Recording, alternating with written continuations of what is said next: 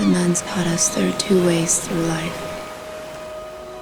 The way of nature and the way of grace.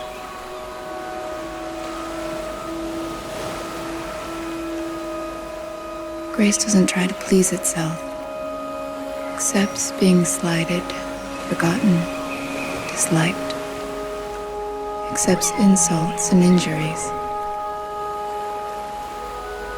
Nature only wants to please itself, yet others to please it too, to have its own way. You have to choose which one you'll follow.